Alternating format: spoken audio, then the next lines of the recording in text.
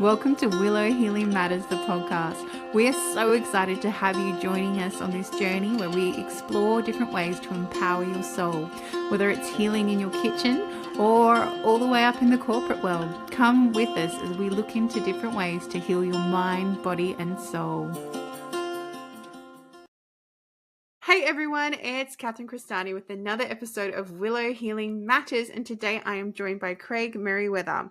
He is a certified clinical hypnotherapist, a medical hypnosis specialist, a neurolinguistic programming specialist, so NLP, and the founder of Arizona Integrative Hypnotherapy, helping people eliminate the negative emotions and limiting beliefs that may be keeping them from reaching their full potential. For over 12 years, Craig has helped people heal from early childhood trauma, helping cancer patients with pain control, veterans and post-traumatic stress disorder, students with test anxiety, children with nightmares, entrepreneurs with confidence, athletes with peak performance, and anyone who may be dealing with overwhelm, fear, and anxiety. Craig is also the founder of Sacred Mystery, a hypnotherapy for spiritual healing, helping people heal with past life regression therapy, spirit world regression, and connecting people with their spirit guides and ancestors. He also recently released the Past Lives Guidebook about science and spirituality of past life regression therapy. A big welcome to the show, Craig. Oh, Catherine, thank you so much. I've been really looking forward to this. This is going to be a fun conversation. We're going to try to squeeze 15 hours worth of conversation into 40 minutes, see what we can talk about. That's always the fun thing. Yeah. It's like, what do I talk about?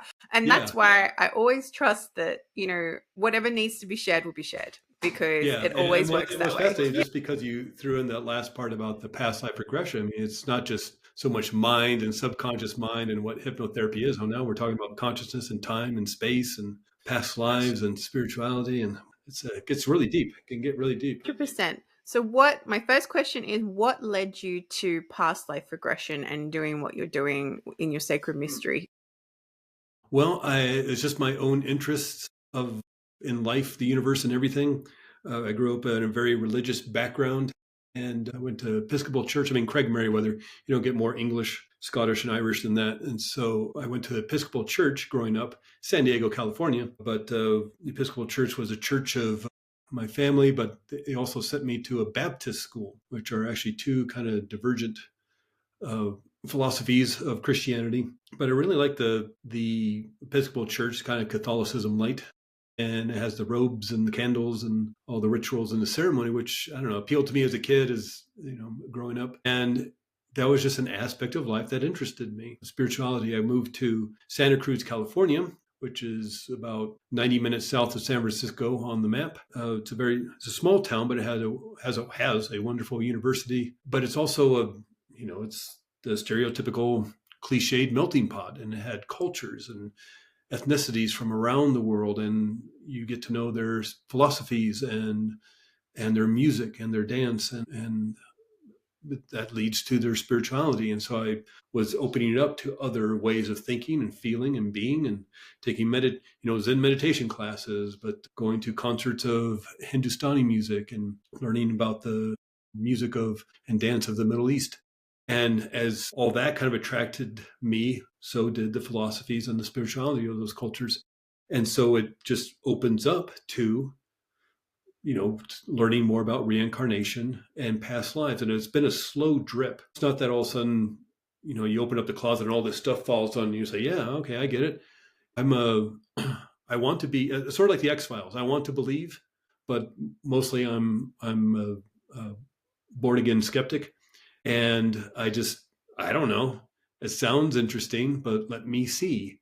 And what was fascinating about Santa Cruz at the time, and still to a certain extent today, but back in the 80s, 1990s, there's like bookstores everywhere, and there's all sorts of festivals and cultural events. And so it was easy to just research something, find the books, find the people, and ask questions. And so my spiritual worldview opened up more and more. And as I was dealing with my own issues of life and anxiety and depression that I grew up with, one of the things that helped me as I researched and learned more about what I could do for myself was hypnotherapy.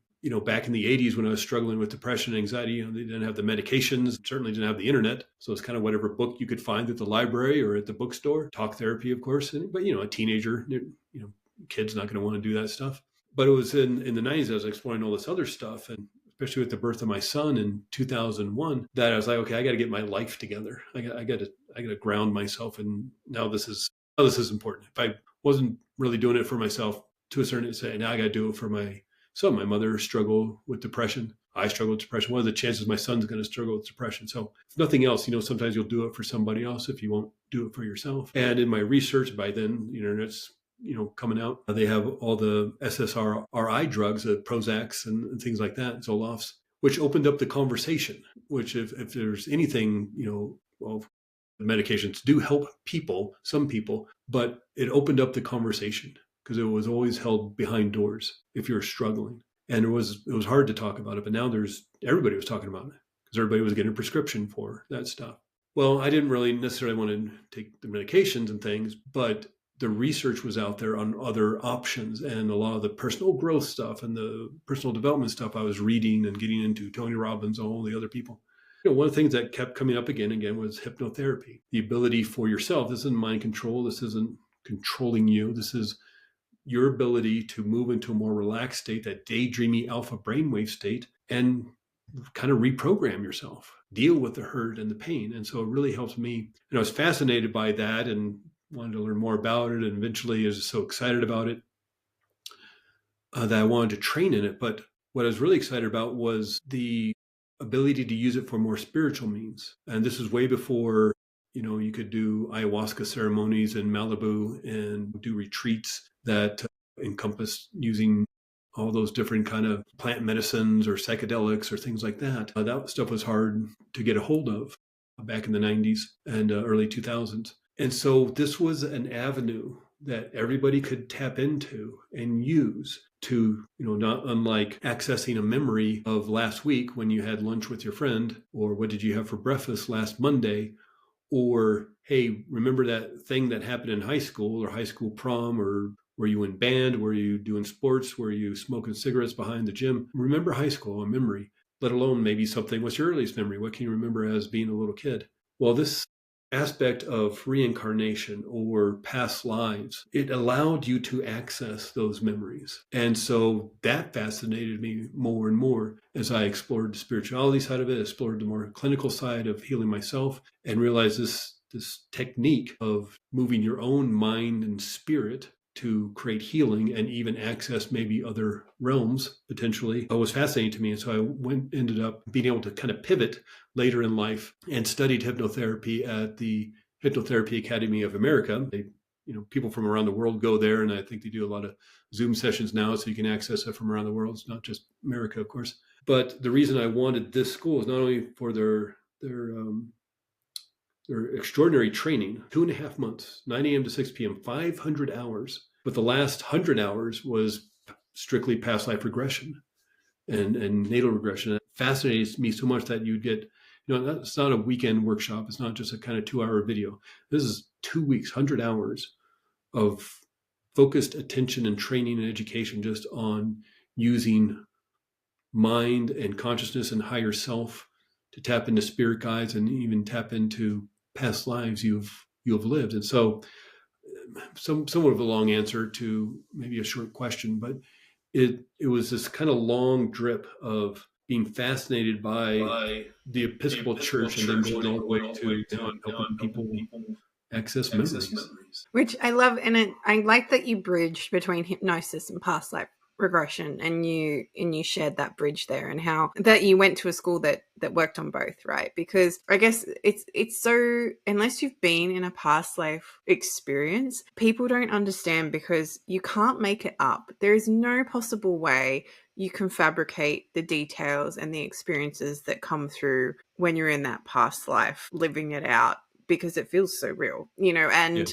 Well, it is real. It is real to your mind, and it is real to the experience that you're having. And I haven't done past life regression therapy, but when I meditate, I have a way to access my past lives. Nice. Yeah. Yeah. So it's kind of a similar process, but I just do it individually rather than with the help of somebody. But if you don't know what's happening, it can be quite daunting, because you're like, oh, where am I? What am I doing? Yeah. And this is accessible to anybody whether you want to listen to a recording, maybe you find on YouTube or I don't know, according on Spotify or old CD or something. But we all have the ability to do this, and we can do it on our own. Reason for wanting to do it with a facilitator or a guide is sometimes you may get a little stuck. It's like, oh, this is, if you're looking for some specific information, you have specific questions, maybe you want to connect with certain people, see if there's a thread of these people playing different roles in your lives. When you get into that meditative state, and this isn't meditation, but it feels like it, so it's that quieted, restful state of mind and body, it may be difficult on your own to move yourself forward because it feels so lovely. It feels so nice. And maybe you open that door across that bridge into that past life and like, this is amazing. This is awesome. Well, yeah, that's just that day or that minute or that hour. What about the answers you were looking for the questions you wanted asked? And so that's where a guide could come in and help move forward. Because when in the kind of past life therapy or experience that people come to me for, we'll access 4 or 5 different events, situations, circumstances in that past life that have to do with what you want to discover or even what you want to heal. And oftentimes people can get kind of lost in that because you're in this meditative, trancy, altered state of consciousness. And, if you live to be 90 years in that past life, of course, you can't go through all 90 years in just, an hour. I mean, I often do past life sessions that are 3.5 hours, which are extraordinary. But of course, even in 3.5 hours, you can't go through all 90 years. So what you want is focus on maybe 4 or 5 different events or situations, circumstances in that past life. And we'll move by counting like 1, 2, 3, go to the next important event that has to do with the anger you're experiencing in this life, the anxiety, the fear of deep ocean water, the interest you have in this culture that is not of your heritage, whatever your most, spiritual life or working with your greatest spiritual teacher, whatever it is you're wanting to discover, the insights you want to learn about, the healing you want to accomplish. But what's fascinating about the work is once we get to the end of that life, because this is quite important, because that's where a lot of the throwing action or the cords can get attached to your current life. What is happening at the end, and what are you believing, feeling, thinking at the end that may influence your current life? Is life fair or unfair? Wealth easy or hard to achieve? Are relationships easy or hard? Have you been abused in some way? Have you found that you got hurt in relationships, and now that's going to get connected to your current life in some way for resolution and for healing? Well, we end that life, we get that information, and then you're in the soul state. We move up into the soul world. This is the work of Michael Newton in his books, Journey of Souls and Destiny of Souls. And that's a whole story in and of itself, how he came about that. But these are fascinating work to move out of the body, not only just moving in the memories of a past life, but then moving out of that past life and remembering soul state, or what Michael Newton calls life between lives, that soul state before incarnating here on earth. And that's where deep healing can happen, up in that soul state. That's where clarity can happen. But again, it's that thing with working with a guide that you go to this soul state, it feels so good.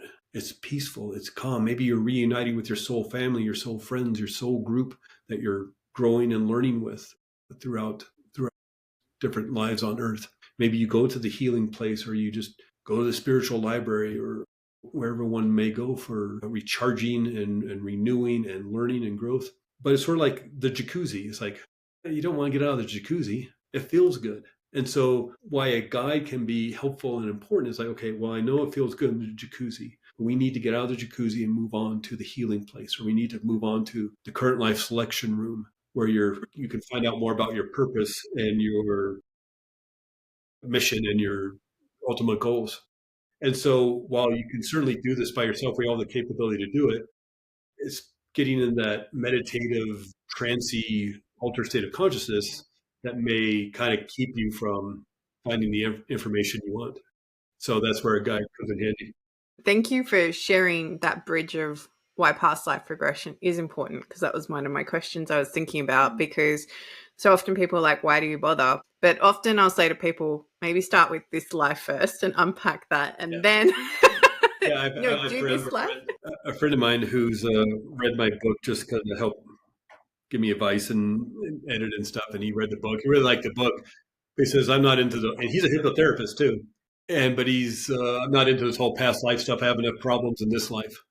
And it's like, yeah, and I get it. Yeah, it's not for everybody. It's not, and it's certainly there's a curiosity that, and an intention.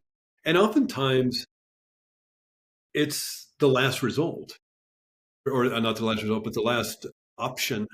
You've gone through everything else. You've done the years and years of counseling and talk therapy and doctors and relationship counseling and life coaching, and you still hurt and you're still in pain, or there's the anxiety still there, and the anger still there. You don't know why, and maybe you read Brian Weiss, Many Lives, Masters, or maybe you read Dr. Michael Newton or Dolores Cannon or somebody, and there's that intuition or that tap on the shoulder, like, yeah, this feels right, this feels interesting, and then you start making the calls, doing the research, and connecting and finding the person that's going to be right for you to work with. And that's what's important about this work is the healing that can happen through it. Yeah, it's fascinating to find out about past lives and discover more about your learning and growth as a spirit. Sort of like this idea, really quickly, to talk about extraordinarily complex philosophies and ideas about us as souls and consciousness and all that. But the idea is that we are created as souls, and we go through first grade to getting our master's degree, learning and growing, developing as souls with this kind of a group of people. Sort of like that group of kids you get together with in the first grade. You just go all the way to get your master's degree in life, the universe, and everything, and love and compassion and empathy. And so you build and you learn by returning to Earth. Each grade, maybe you can see as a life on Earth. And maybe, yes, you're going to get a master's degree in mathematics. Oh, first grade, you're starting with 2 plus 2 equals 4. And then in second grade, you're going to go to your times tables, and then third grade's long division, and then fourth grade's fractions. You're going all the way up, and you're getting into high school, and you're learning algebra 2, calculus, trigonometry, until you're doing those crazy Goodwill Hunting equations on the chalkboard as you're getting your master's degree. Then maybe you start over again. Okay, now we're going to learn about chemistry. Now we're going to learn about, something else. And you start over again, maybe. There's probably more questions than answers the more people do this, but it's a fascinating way to look at this work. What if we're coming back to Earth again and again and again to learn and to grow? Maybe we don't get it right, just like having to repeat a grade, or maybe having to, take summer school or get tutoring or something like that. Maybe their love is hard, compassion is hard, empathy is hard. Maybe we have to see it from different roles. I mentioned in the book, the Past Lives Guidebook, one scenario, and I've never experienced this myself, or have I actually worked with anybody like this, but wouldn't it be interesting in learning and growing to experience an event through different perspectives? So let's say World War II. Wouldn't it be a great learning experience as a soul to go through it as an American storming Normandy Beach, or American at Pearl Harbor, and then experience it again as maybe a Nazi concentration camp guard, and then experience as a Polish Jew trying to escape in 1936, and a mother running to the underground during the Blitzkrieg, or a Japanese American in an internment camp out in the deserts of Nevada, or a Japanese pilot attacking Pearl Harbor. Wouldn't it be interesting to experience it all in those different scenarios, instead of like starting in 3 BC and then going to 200 AD and then going to the 500s and then 1800? Wouldn't it be interesting to experience it again and again and again in these different realms of perspective? And now, again, I've never experienced anybody who's done that. I've never done it myself, but wouldn't that be an interesting way? And so there's oftentimes, as the more you explore this, the more you research, the more books you read about it, the more questions you have. Yeah. It's really interesting because my experiences, I would just have these soul memories and just know how to do things that I've never done before, right? Like, even I remember driving my car up this hill, and I've never driven a manual car for different reasons. And I went to go change the gears and go, oh, I can overtake this car. I'll have enough time before I get around the bend, and went into this race car mode. And I'm like, I'm pretty sure I was a race car driver at some point. Yeah. And then when I explored it, yeah, I was, and then I was making smudge bundles. So, like to out of natural eucalypts and things, because we're surrounded by eucalypts. And I just knew how to do it. It was like this soul, I call them soul memories. Like you have this deep knowing and you have no idea how you know it. And it's really magical when you can tap into that and recognize it. But then when I was doing my past life work, I didn't get stuck in all the nice stuff. I went for all the hard stuff because I wanted to shift it, because it's been backing up for so many lifetimes, past, parallel, future, whatever you want to believe, because time is not a construct here. But, it was so backed up that one of them was so traumatic that I was crying for 2 weeks afterwards, because it was just this constant pattern that kept happening in my life. Like whenever I showed power or like showed my gifts or things like that, then people would come after me, obviously witch wounds and all that fun things. But it was, when it came down to it, and I remember messaging my spiritual mentor, and she's like, let it come out. It needs to come out. It needs to be expressed and it needs to come out. And she's like, but if you get really stuck, here's some things you can do to pull yourself out of that deep sadness so it doesn't impact you on that deeper level. And I guess that's the difference between me doing it myself and being in a guided session, because you can help people pull back from being stuck in that loop.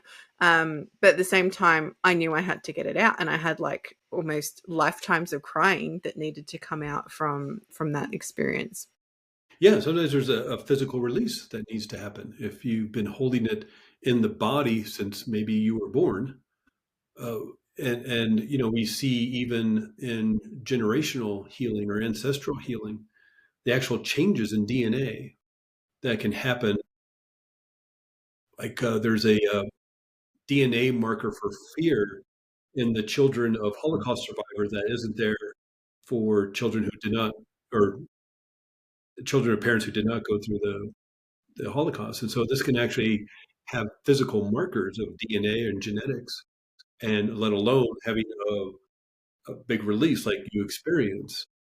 And that's where the healing comes in. And that's what's most important about this work is finding that healing.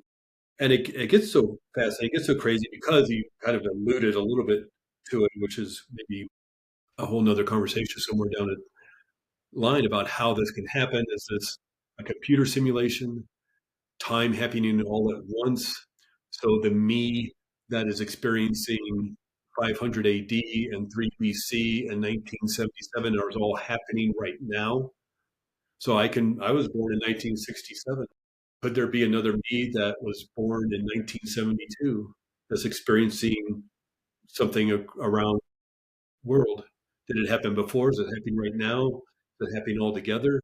Is accessing these lives really memories, or is it literally just kind of peering into the parallel universe, kind of peering behind the curtain a little bit to get more information that we may need in this part of the universe? Or is it more of a holographic universe? Or is it, it's so fascinating and interesting, but again, it ends up leaving more questions, I think, than answers. I have this theory that I feel, and it's our soul's made up of fragments, and those fragments can be coexisting the same time in another person if they need to be. Because when that soul goes through an experience, when you choose to reincarnate to come into this world, you choose what experiences you need from your past lives and that sort of thing, whatever that you need in order to get the most growth while you're here in the emotional university known as Earth, and it's through that you can evolve. And I feel that's why sometimes you'll meet multiple people and they'll go, oh, I experienced this life and it was this, multiple people will say they were Cleopatra or something like that. And I don't disbelieve them, because I feel that these different fragments are pieces that you need to empower, but it might be a different aspect of that life that you experienced versus, although some people I feel didn't actually go through that. But you know what I mean? It's like I have this is what I feel is true for me. I was doing this meditation and like call in all parts of yourself, and I knew straight away, okay, I've got 49. Like I've had 49 experiences, whatever level. The more I unpack it, the more I'm like, this seems more and more true. Because it's just, all these different levels. But That's my experience, and that's how I feel it kind of comes together. And like you said, there's so many different theories, but in the end, it's what sits with your truth and what works Yeah, for you. you may not get those historically accurate Mm. experiences. I don't want to say visions, because sometimes people don't visualize things. Maybe they feel like they're in it, or maybe Feel they're it, just hear it. Yeah. downloading information. You may not get information that you can go to the history books and realize, oh my God, that's really the way it happened. So therefore, it must have been true. Work with hundreds and hundreds of people, and I've never experienced anybody who said they were a person of history, like they're Cleopatra or they're Napoleon or they're whoever, Mary Magdalene or whoever, Joan of Arc or something. I've never had anybody say that to me. It's usually, and it can be exciting, it can be fascinating, interesting, but it's more of a plain life. Somebody who is went through some hurt, with some pain, or maybe an extraordinary experience, but they're not, ruler of the world. They're not Attila the Hun, and they're not John Lennon or who. It's like they're just experiencing life as a person. And so that's a bit of a, and maybe people do, I don't know. I've never worked with anybody, nor I've talked with anybody who does this work as a past life regression therapist who has either, but maybe some people experience that. But oftentimes it's the healing that you need to go through or the insights you need to discover. And it may not be a specific year. It's like, I feel like it's the 1600s. I feel like I may be in Northern Europe. Maybe I'm in South America. Maybe you don't get a precise pinpoint on the map or a specific year. Again, it's about the healing that needs to happen. It's about the insights you need to discover for this current life. And that's what's most important. That was really kind of drilled into me during class. It wasn't even a lesson or anything. Teacher Tim, who's doing this section of past life regression, and you mentioned a little bit before, it's great to have this basis of clinical hypnotherapy, this foundation of it, and then move up into the more spiritual realms of this work. So you have that rooted training in how to help somebody heal. If they abreact, they have a release, like maybe you've experienced, you just talked about. How do you help them through that? How do you guide them through that? How do you let them release it so you can resolve the issue? Well, you have that basis in clinical hypnotherapy. Now you are applying it on a more spiritual basis. But one of the stories Tim told me, was just telling the story, was when he was training to be a hypnotherapist and do past life regression. This was back late 80s or so, a long time ago. Told a friend of his about it, and I was doing this training, and I wanted to focus more on doing this kind of work. He says, "Oh, my ex-wife did past life regression, and she went up just to explore, to have fun afternoon. And the past life she explored was kind of a Middle Ages, medieval kind of place in Europe, and she was kind of one of the instigators to pull down the authority figures. So it was kind of a rabble rouser and creating problems, and had a loud mouth. So wanting to make an example of her, they threw her in jail, and then kind of tortured her and starved her to death to keep control on the populace, on the community. And what she realized during this intense memories of this experience of slowly being starved to death and being tortured to death is that her jailer, who was doing this, was her husband in this life. And a month later, they got divorced because there's no healing, there's no resolution to that. Now, granted, I'm going to say there was probably more issues in that relationship, but it was probably the final straw. And there is a divorce decree in Santa Fe County in New Mexico, of a divorce decree that mentions past life regression, because there's no healing around that. I mean, it was actually mentioned in the divorce decree. And the guy said, yeah, she divorced me because of this past life regression. That past life regression literally destroyed a relationship, destroyed lives. And it's like, that's not fun anymore. That's not, there was no healing, there's no resolution. And so then again, there's where comes somebody who's been trained, who can guide somebody to help understand, well, you two seem to be soul partners, soul mates, soul family, doing this again and again. what needs to happen to understand this relationship between you two. And that's where a lot of the Michael Newton work becomes fascinating, because what if you all agreed to do this again and again? The soul contracts, the soul agreements. And again, another Yeah. 3-hour conversation right there.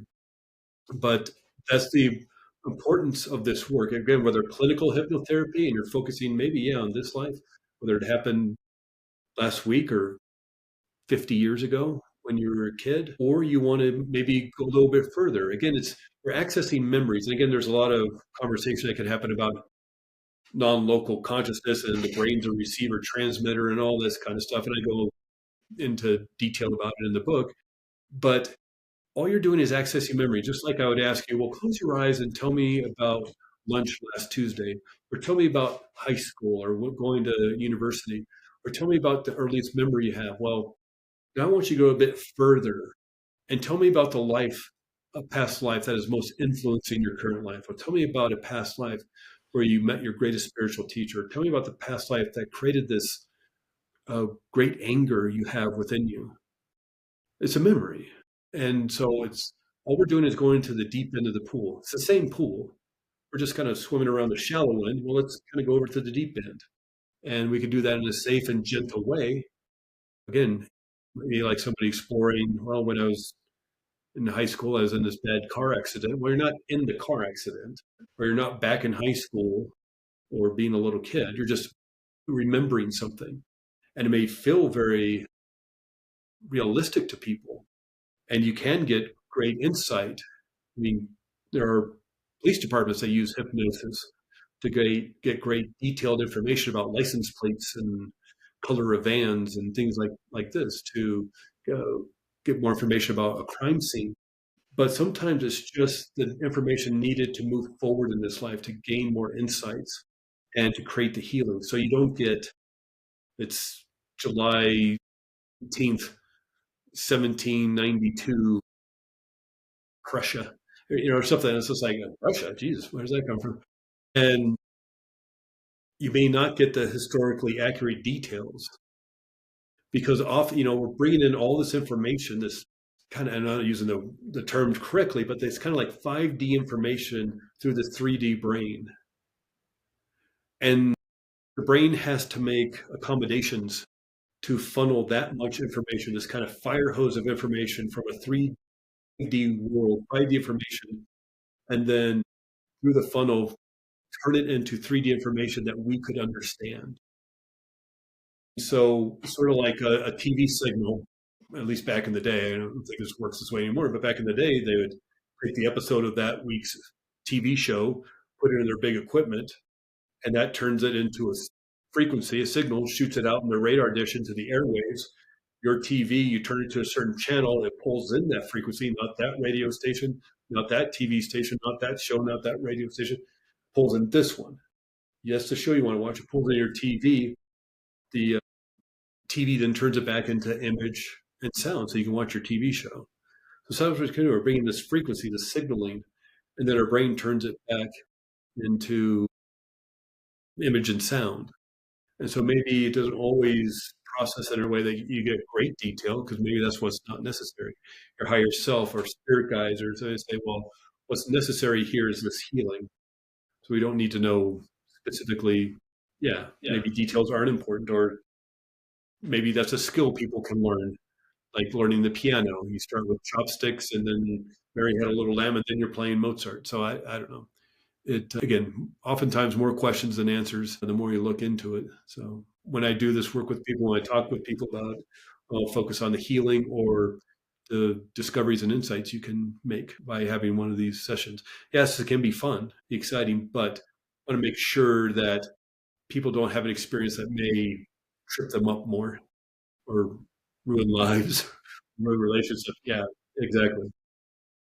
And I know we could talk more and go deeper, but Craig, I'm conscious that we need to round up. So if you could, the question I asked the guests that come on the show, if you could heal or change something in the world, what would it be? I think it would be to let people know they have the ability to create the change themselves.